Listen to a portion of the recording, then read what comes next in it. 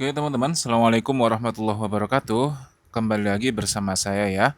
Ini adalah video analisa untuk XAUUSD atau Gold untuk hari ini, hari Senin tanggal 22 Juni tahun 2026 ya teman-teman.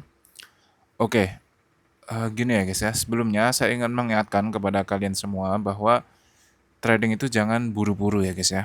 Apalagi yang modalnya banyak, itu tolong dijaga teman-teman. Ya, sayang sekali guys, sayang sekali. Saya di trading ini juga rugi ya teman-teman, maksudnya pernah rugi, walaupun sudah sangat ketutup lah dari hasil-hasil keuntungan saya. Misalnya saat saya payout dari prop firm misalnya, itu langsung puluhan juta ya, kadang ya mungkin ya seringnya sih lebih dari $1.000 gitu teman-teman.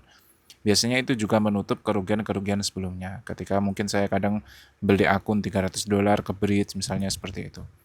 Nah, untuk kalian yang dananya itu sudah berapa, katakan di atas 10 atau mungkin di atas 20 juta, itu saran saya pelan-pelan saja ya teman-teman. Apalagi kalau kalian di trading ini masih setahun 2 tahun gitu guys. Ya, jangan langsung all in menggunakan akun pro, akun zero spread langsung entry 0,1 lot, jangan ya teman-teman, karena nanti modalnya itu akan habis takutnya. Ya kalau kalian suka prop firm, kalian bisa menggunakan prop firm. Kalau nggak suka juga nggak apa-apa guys, pakai akun biasa. Tapi jangan buru-buru teman-teman ya. Gunakan akun Sen atau apa, belajar santai dulu gitu guys. Kenapa? Karena gini teman-teman, di trading ini kalian dengan sangat mudah akan mendapatkan berapa ribuan dolar gitu guys. Jadi mendapatkan ribuan dolar dalam trading ini sebenarnya gampang gitu loh. Nah, saking gampangnya itu, jadi banyak orang yang merasa kayak buru-buru gitu teman-teman ya. Nah, tapi gampangnya itu untuk siapa? Gampangnya itu untuk orang yang udah bener-bener kayak expert gitu loh guys ya. Bukan hanya secara strategi tapi secara mental dan psikologi itu kayak udah expert gitu. Nah, itu memang perlu bertahun-tahun gitu teman-teman ya. Sebenarnya ini juga nggak jauh beda dengan pekerjaan lainnya ya, yang kadang butuh mungkin 10 tahun, kadang ya 5 tahun ke atas lah untuk mencapai gaji yang tinggi. Sama juga di trading ya guys ya. Kalau kalian masih setahun 2 tahun, janganlah ya, jangan buru-buru untuk berharap mendapatkan ribuan dolar. Ya, karena apa ya teman-teman, kalian sudah saya share ya semua metode saya. Bahkan benar-benar nggak ada yang saya tutup-tutupin ya teman-teman. Itu kalian bisa cek semua lah di akun YouTube saya ini. Dan saya juga menggunakan itu gitu guys. Dan ya saya profit gitu. Kalau kalian masih masih rugi, itu mungkin masalahnya itu bukan di metodenya gitu kan. Karena metode metode kita sama teman-teman. Dan saya jujur aja masih profit sampai sekarang guys. Jadi ya memang ada kerugian, tapi kan saya catat semuanya ya itu ya. Itu masih sangat ketutup dengan keuntungan saya gitu guys. Jadi keuntungan saya ini masih berkali-kali lipat daripada kerugian yang saya alami gitu teman-teman. Padahal kita metodenya sama gitu. Nah, kalau kalian sudah untung ya alhamdulillah. Tapi kalau belum, nah mungkin masalahnya itu bukan di strategi guys. Ya mungkin kurang sabar, mungkin kurang ini, ya seperti itu. Intinya apa? Intinya jangan buru-buru teman-teman. Oke? Nah, di sini menurut saya untuk hari ini gold ya guys ya, itu masih akan turun teman-teman. Masih akan turun walaupun kemungkinan besar akan ada kenaikan minor ya. Kemungkinan akan naik sedikit lah. Kenapa akan naik sedikit? Karena di sini kalau kita perhatikan posisi MA50 di H1 ini sudah keluar dari top BB ya teman-teman. Dan di sini kalau kalian perhatikan low BB-nya ini posisinya dia sudah mengarah ke samping guys.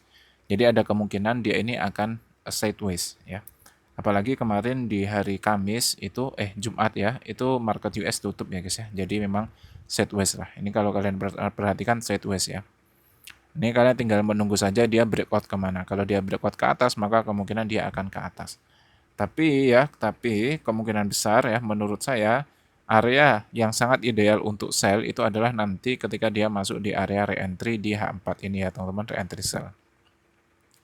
Kenapa ini sangat ideal? Karena kalau kalian perhatikan ini adalah re-entry sell, zone zero loss dan zonanya itu masih tipis teman-teman. Ya, di sini kalau kalian perhatikan jarak antara MA50 dan mid BB ini masih tipis ya guys ya. Semakin tipis jaraknya itu semakin bagus teman-teman. Karena kalau jaraknya itu sudah jauh, maka biasanya candle itu akan mengejar MA50-nya.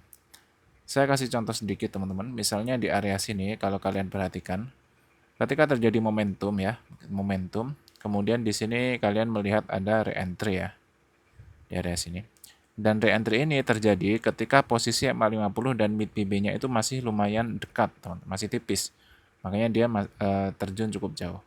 Tapi kalau kalian perhatikan ketika dia candle di area sini ya, di area sini, di area bawah sini, ini sebenarnya udah kelihatan teman-teman. Ketika dia di area sini, itu posisi MA50-nya dan low WB itu sudah melebar. Jelas ya guys ya. Nah, ketika dia melebar, maka kemungkinan besar candle itu akan berbalik arah gitu. Nah, sedangkan kalau kalian perhatikan, yang terjadi sekarang di H4 ini, posisi MA50 dan mid BB-nya ini masih sangat kecil sekali teman-teman. Ya masih sangat tipis, maka kemungkinan besar menurut saya itu masih akan terjun.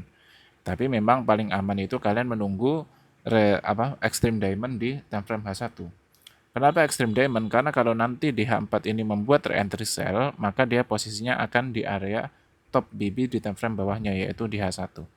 Jadi di area top BB di sini kemungkinan besar nanti bisa terjadi extreme diamond. Kalau di sini terjadi extreme diamond, maka kalian bisa langsung sell. Oke?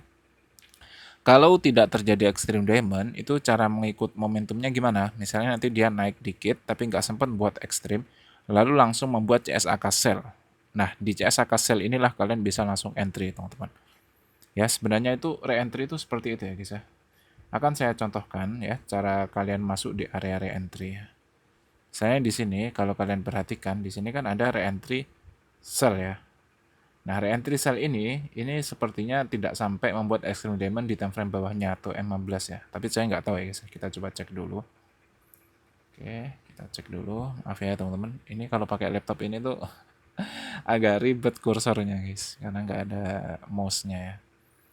Lebih enak laptop satunya. Nah, di sini kalau kalian perhatikan, di sini kan tidak membuat extreme diamond. Lalu kapan kalian entry?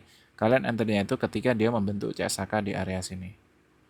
Kenapa demikian? Karena CSAK di time frame M15 ini memvalidkan re-entry di time frame atasnya yaitu H1. Jadi yang memvalidkan suatu re-entry itu adalah selain extreme diamond ya, itu yang lebih aman tuh kalian menunggu CSAK di time frame bawahnya teman-teman, yaitu M15.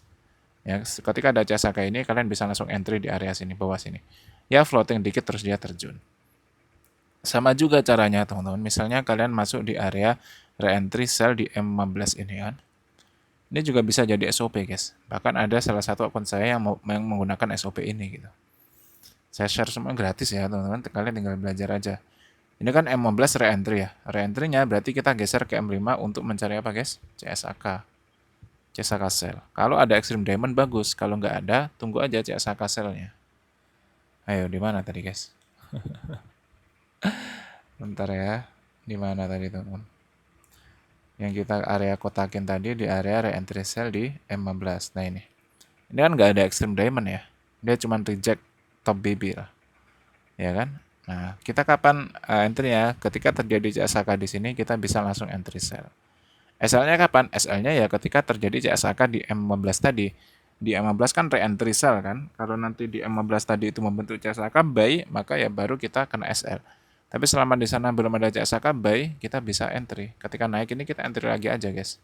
Makanya orang yang rata-rata BBMA itu biasanya kan layer-layer kan. Itu maksudnya kayak gini, ketika ada re-entry dia masuk. Terus ketika dia floating naik kayak gini, dia nambah entry, guys. Nambah entry terus di sini. Makanya ya, kalau kalian lihat YouTube-nya Mas Zulfikar ya, Mas Zulfikar FX itu beliau juga entry-nya kayak gini teman-teman, berlayar-layar gini. Salah satunya ya kalau dari analisa saya itu beliau kayak gini. Ketika nunggu CSAK udah valid nih. Kalau dari CSAK kan berarti entry-nya udah valid. Kok dia naik? Ya udah, berarti karena udah valid kita pede aja dia akan turun lagi. Makanya dia nambah-nambah layer di atas. Ketika di sini ada CSAK lagi, kalian bisa nambah layer lagi. Dia terjun akhirnya. Di area sini TP gitu. Gitu ya teman-teman. Jadi intinya apa? Intinya ya kemungkinan besar dia masih akan turun guys kalau menurut analisa saya ya teman-teman.